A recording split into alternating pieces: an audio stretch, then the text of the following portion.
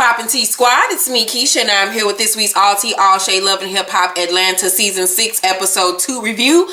I have some behind the scenes see for you all, so let's get right into it.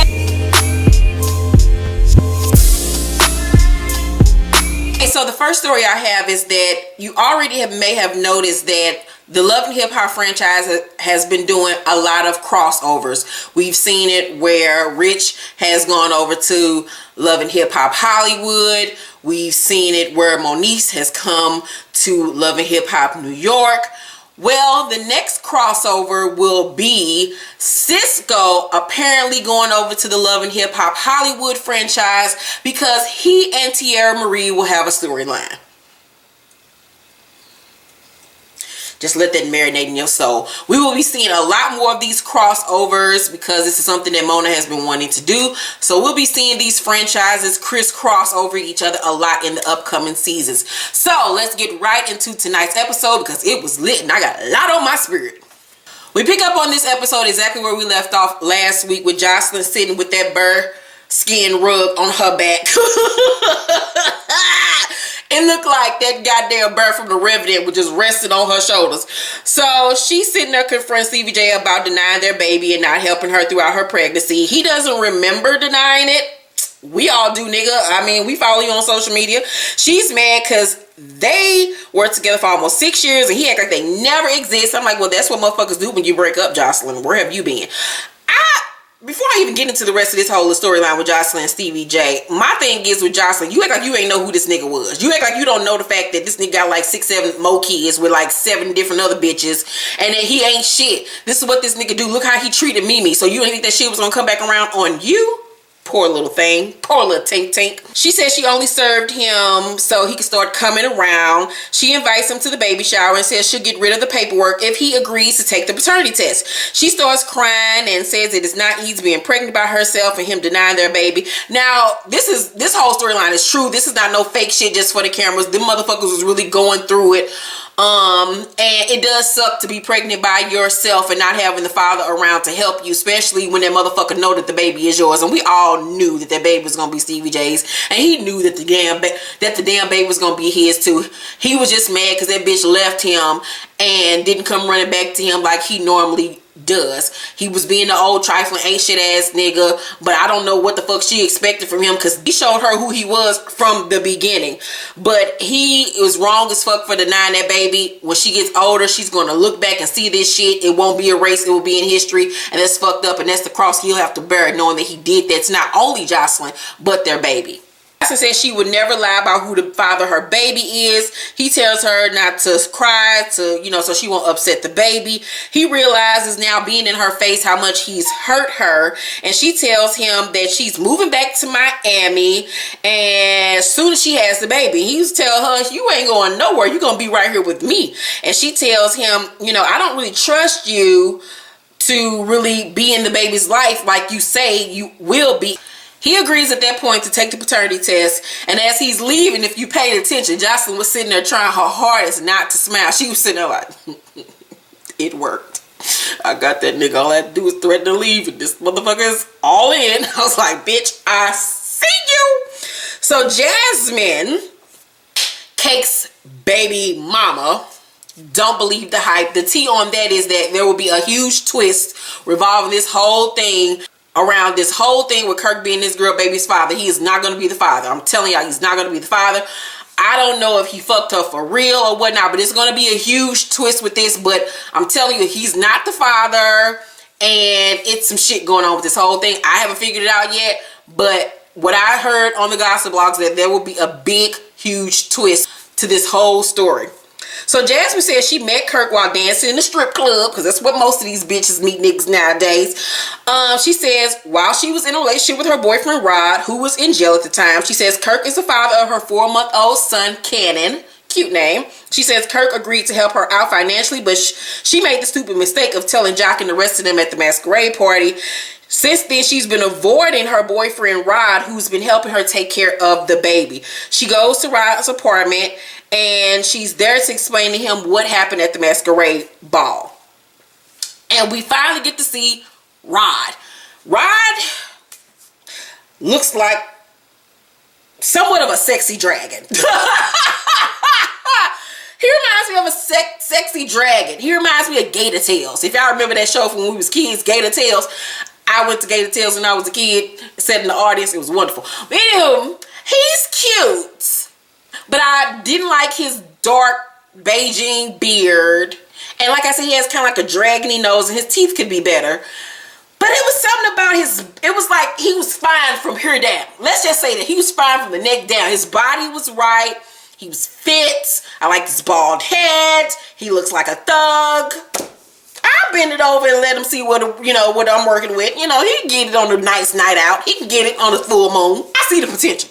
You know what I'm saying? I see why a bitch will fuck him.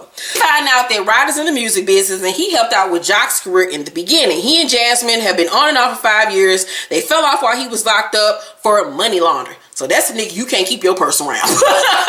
You got to hold your purse to your chest that night after y'all fuck and keep one eye open like, nigga, you ain't about to rob me, nigga. They're trying to work their relationship out now that he's out. She tells him what happened at the masquerade party. He asks her what Kirk had to say. She says he acted like he didn't even know who she was. Rod tells her, I don't know what you expect from him, but that, bitch, this is a part of the game. You fucking a married man. What you thought he was gonna be like, hey girl, how you doing? What that mouth do? He says he and Jasmine agreed that for now it was best that they hold on to their little secret. Kirk has been giving her money here and there, but he's been the one taking care of the baby. He blames Jasmine because this was the dumb decision she made while he was locked up. He was only doing a 9 to 10 month bid. He was like, bitch, you couldn't hold that pussy together for 9 months? Like, what the fuck? So she don't want Kirk to get away with denying his son. Rod says, well, the world will get to see dude for who he really is. Tommie had to bail herself out of jail because no one would pick up her phone calls. She's pissed because one of the people that didn't answer her phone calls was her mother, who's been staying with her. Now, peep game, she's supposed to just got out of jail, right? But she got on a whole different outfit than what she went to jail in. Mona, keep up with the timeline, keep up with the storyline, right, girl? Y'all just making these big ass mistakes like, oh, nobody will care, nobody will see it, nobody will catch on. We see you, Mona. We see you. Tommie's mother, Samantha, we got another trifling ass Samantha, has been helping her with her kids. She found out she didn't intercept Tommie from going to group home as a kid. And she's sitting in her house not answering her phone calls while she's in jail. So Tommie comes in, she sits down on the couch. Her mother's sitting down on the couch. Her mama say, what is going on? Tommie says, I tried to call you. You tried to call me? Mama looking like my phone ain't ringing, girl. I don't know what you're talking about. Yeah, but you so busy every time I go to jail. What, ma'am? Every time you go to jail? Well, shit, bitch, I would be busy too. Every time you go to jail, you just want me to answer the phone. Bitch, she gonna even say on next week's episode that she was trying to make it a full year without going to jail. This girl literally goes to jail every year. And you wonder why motherfuckers ain't answering your phone call. Girl, you need to get your life in order. You are insane. Tommie's mama said, you mad at me? And she said, I just need to move forward. The less cow sucking ass shit around me and niggas ain't really for me my whole life. I'm about to rid all that shit. And so some man named Jerry, who is her personal bail bondsman, because at this point in her life, she has to have one on speed dial, shows up. They hug, and Tommie says, a whole lot of people been doing me shady through this whole ordeal. You ain't even answered the phone for me neither. Samantha says, take her back, Jerry. Get her fucking out of here. And I'm like, well, this escalated quickly. What the fuck is going on? Mind you, the mama looked like Mrs. Trunchbull from the movie Matilda. Tommie says, you serious? Take her back? Mama says, you talking shit to me. I'm your mother. I'm here watching your kids. How many times I bind her out? How many times I bind her out, Jerry? Shut your ass up. So the mama raised up and security come in the room. Mama say, I want you to shut your fucking mouth right now. Shut it up. What the fuck is happening, Jesus? I'm saying, what you gonna do? Jerry, can you take her to jail? Jerry, just take her back to jail. Jerry, take her back to jail. Why would you even say something like that? Shut the fuck up. You serious? You think that's cool to say take me back to jail? Do you think it's cool for you to say the shit you saying to me?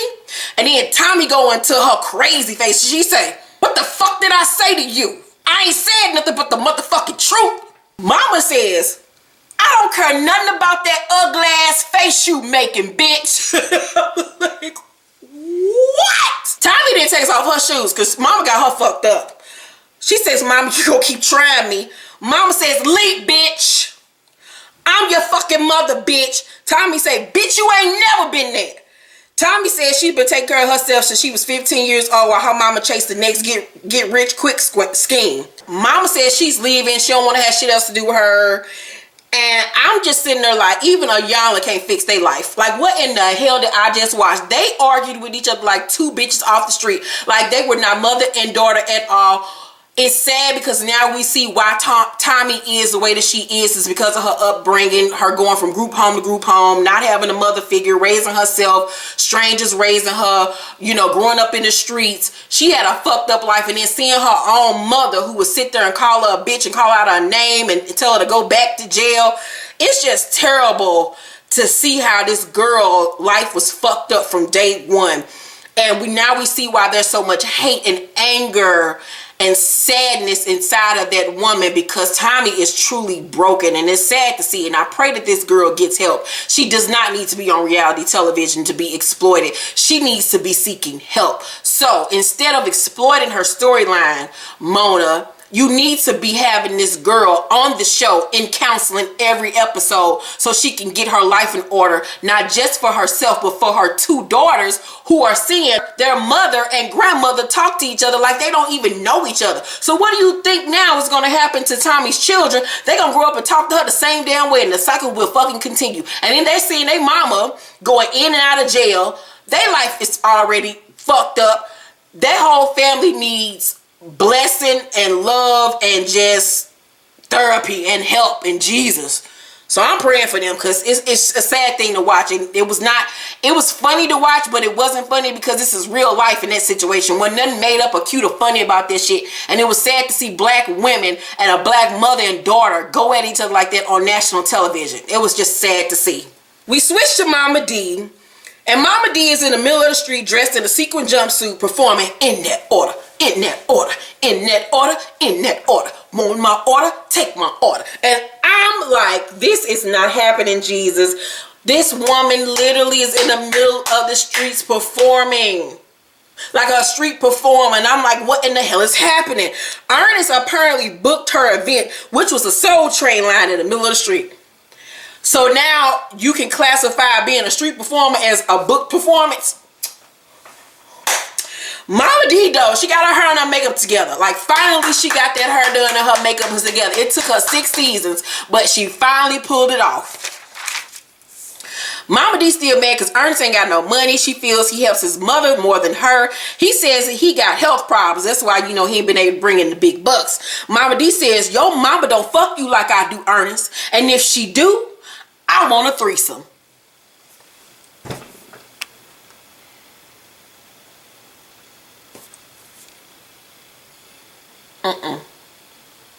No.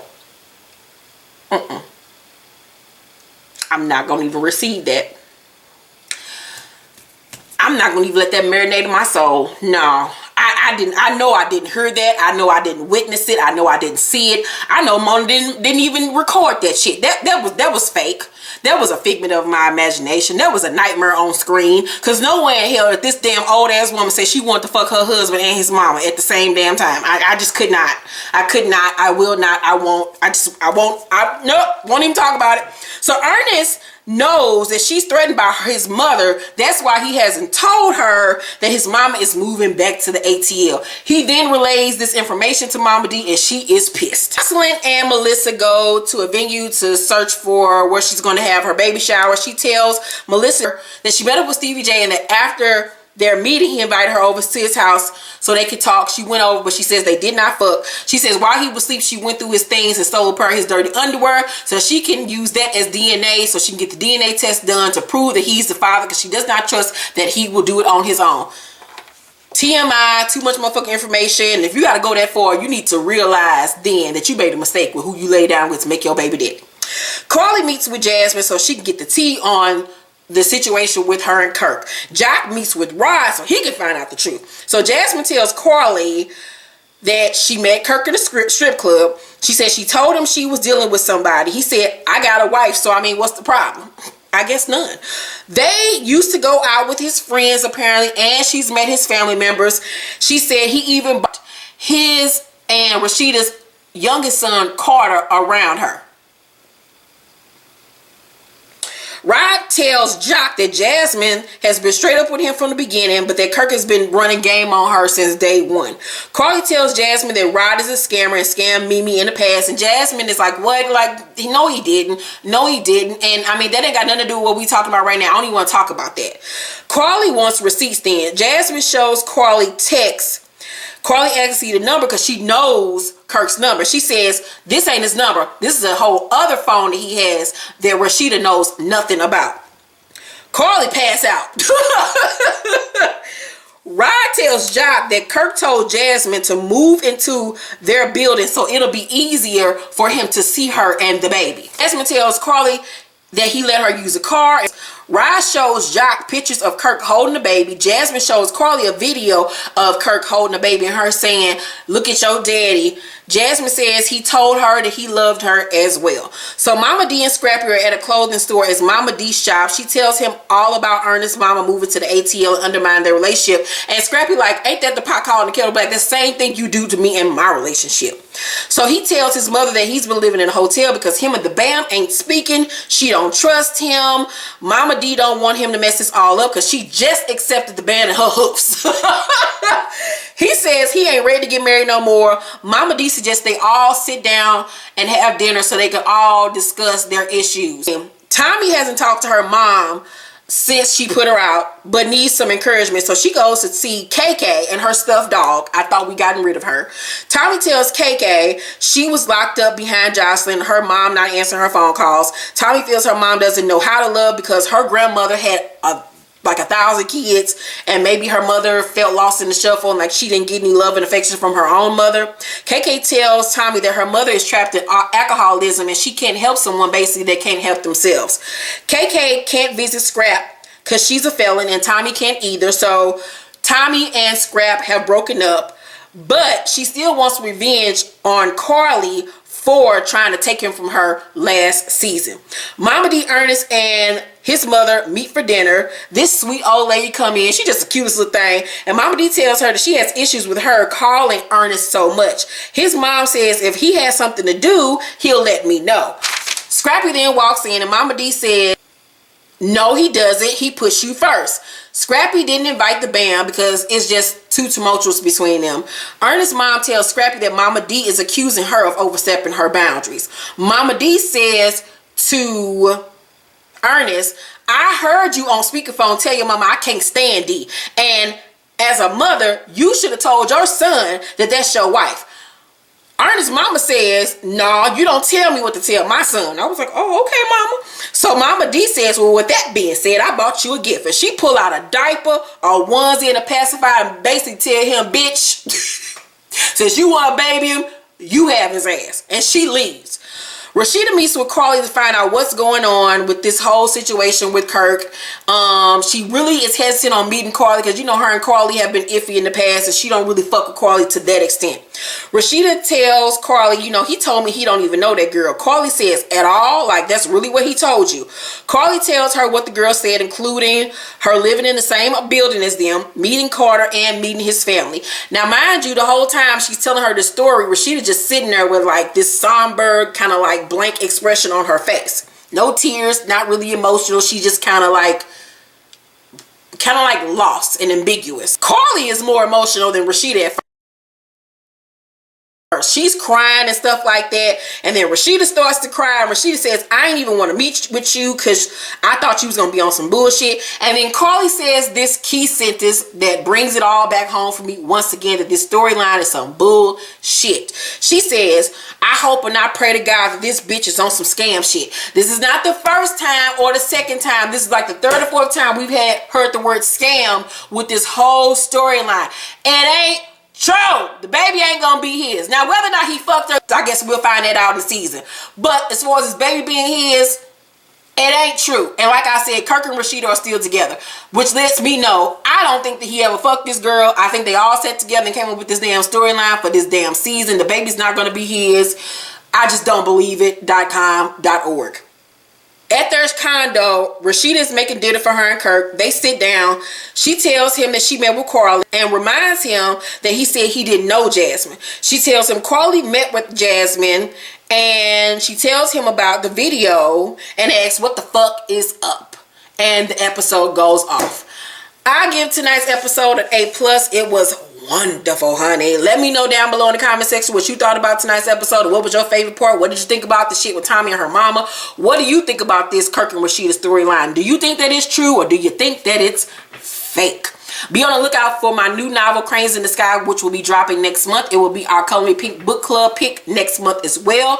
Make sure to like this video, thumbs it up, motherfuckers, and subscribe to my channel if you have not. And please remember to hit that bell button so you can know when my videos drop. And please, y'all, share my videos with the family and friends. Let them get in on our fuckery, honey, because you know it's nothing but fun, shits and giggles over here at the Color Me Pink channel. I will see you all Wednesday for my Black Ink Crew review, as well as my Underground review as well. I love you all so much. Have a blessed and safe week, and I will see you all Wednesday. Love you.